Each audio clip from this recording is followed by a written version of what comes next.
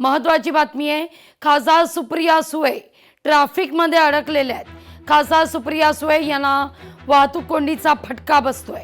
सुप्रिया सुळे यांच्या हस्ते पुण्यातील पक्ष कार्यालयात ध्वजवंदन होणार होतं, मात्र मुंबईवरून निघालेल्या सुप्रिया सुळे गेल्या 2 तासांपासून वाहतूक कोंडीत अडकल्या असल्याचा व्हिडिओ समोर आहे।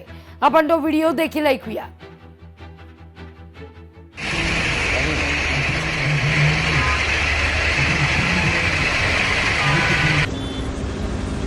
काही फोटो काढा। किती तास झाले? मी 2 तास झाले अडकले। हा, तुमच्या मागच आहे आम्ही बी। आलं मी पण 2 तास, तुम्ही पण 2 तास। तुम्ही किती वेळ? 2 तास झाले मॅडम। 2 तास। तुम्ही किती तास अडकलाय? मी 2 तास अडकले। तुम्ही? नमस्कार। गेले 2 तास आम्ही सगळे ट्रॅफिक मध्ये अडकलेलो आहे। सकाळी आम्ही 7 वाजता निघालो आहे ठाण्यावरनं। आता आमची गप्पा मारत मारत नवीन मैत्री झाली आहे शेजारी 2 तास बसून बसून। कारण आम्ही सगळे इकडे अडकलोय। तुम्ही बघता इकडे सगळे महाराष्ट्र अडकले। दिवस स्पेशल। जय महाराष्ट्र। कितना टाइम, किती वेळ अडकलाय? 7 वाजता निघालो तुम्ही। तुम्ही पण 7 ला निघाला अंधेरीवरनं? आंबा एक मिनिट।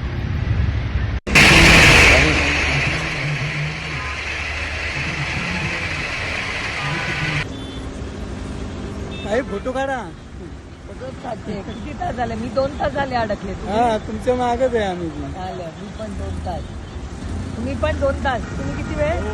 2 तास झाले मॅडम। 2 तास। तुम्ही किती तास अडकलाय? मी 2 तास अडकले। तुम्ही? नमस्कार। गेले 2 तास आम्ही सगळे ट्रॅफिक मध्ये अडकलेलो आहे। सकाळी आम्ही 7 वाजता निघालो आहे ठाण्यावरनं। आता आमची गप्पा मारत मारत नवीन मैत्री झाली आहे शेजारी 2 तास बसून बसून।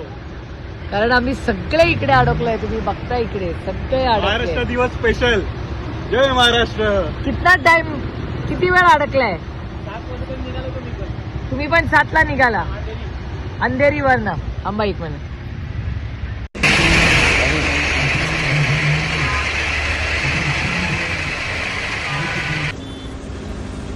काही फोटो काढा।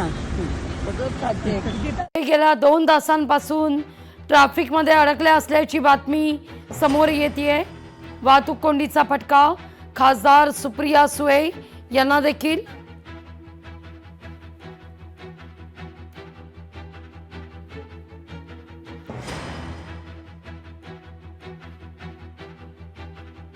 या सगळ्याविषयी बोलण्याकरता आपले प्रतिनिधी अमोल धर्माधिकारी आपल्यासोबत जोडले गेलेले आहेत। अमोल, सुप्रिया सुळे यांना देखील वाहतूक कोंडीचा फटका बसलाय। 2 तासांपासून अडकलेल्या आहेत सुप्रिया सुळे। ट्रॅफिक जाम आहे सगळं।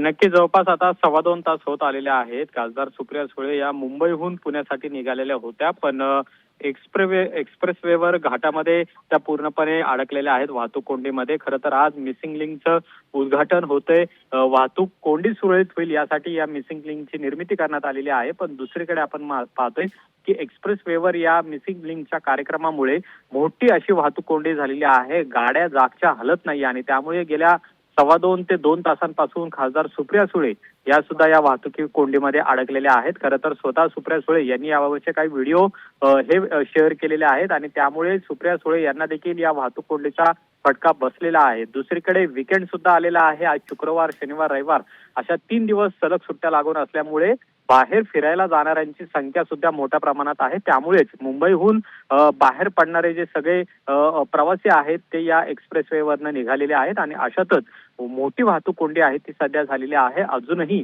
सुप्रिया सुळे या वाहतूक कोंडीतूनच अडकून आहेत आणि त्यामुळे नेमका आता त्या पुण्यामध्ये कधी पोहोचतील हे पाहणं महत्वाचं आहे। पुण्यातले त्यांचे आता 2 नियोजित कार्यक्रम होते ते आता रद्द करण्यात आलेले आहेत, पण दुपारनंतर सुप्रिया सुळे या पुण्यामध्ये पोहोचतील असं त्यांच्याकडनं सांगण्यात आलेलं आहे। पण मिसिंग लिंकच्या उद्घाटनाच्या कार्यक्रमामुळे मात्र मोठा फटका आहे तो एक्सप्रेसवेवर वाहतूक कोंडीला बसलेला पाहायला मिळत आहे। अगदी अमोल, फार महत्त्वाचा खरं तर उल्लेख तुम्ही या ठिकाणी केला। मिसिंग लिंक ज्यामुळे वाहतूक कोंडीतून नागरिकांची सुटका होणार आहे, याकरता हा मिसिंग लिंक आहे। वाहतुकीचा वेळ वाचेल, प्रवास सुखकर होईल, 30 मिनिटं जलद पुणे गाठता येईल याकरता मिसिंग लिंक आहे. पण या सगळ्यामध्ये मात्र इथं नागरिकांना, प्रवाशांना नाहक मनस्ताप सहन करावा लागतोय. टीव्ही स्क्रीनवर अमोल आपण पाहतोय वाहनांच्या लांबच लांब रांगा लागलेल्या आहेत. नियोजन सगळं मिसिंग दिसतंय. या मिसिंग लिंकच्या उद्घाटनाच्या पार्श्वभूमीवर मोठा फटका प्रवाशांना, मुंबईहून पुणे गाठणाऱ्यांना, अगदी सुप्रिया सुळे यांना सुद्धा. अमोल, नक्कीच. खरं तर आज 1 मे महाराष्ट्र दिनानिमित्त या मिसिंग लिंकचं उद्घाटन होतंय.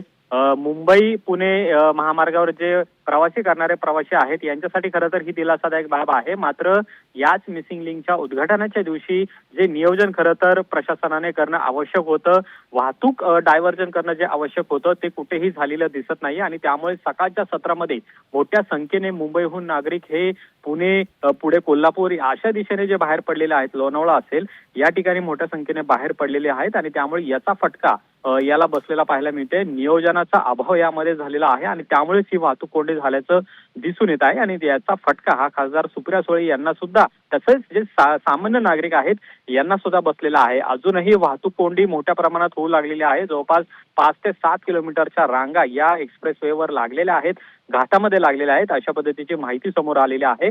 आता या मिसिंग लिंकचं उद्घाटन आपण पाहतोय की ते अगदी थोड्या वेळानंतर होणार आहे. साधारण 2 ते 3 तासांचा हा कार्यक्रम चालणार आहे आणि त्यामुळे तोपर्यंत ही वाहतूक कोंडी राहते का हे सुद्धा पाहणं महत्वाचं असेल. आता एक्सप्रेस वेवरचे जे अधिकारी आहेत, NHAIचे अधिकारी असतील, त्याचबरोबर पोलीस प्रशासन ही वाहतूक कोंडी कशा पद्धतीने सोडवतं हे सुद्धा पाहणं महत्वाचं असेल. पण नियोजनाच्या अभावामुळेच हे सगळं झाल्याचं दिसून येत आहे.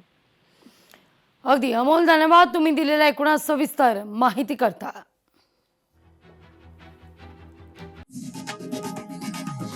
लोकशाही मराठी ऐका, पहा, जागरूक रहा.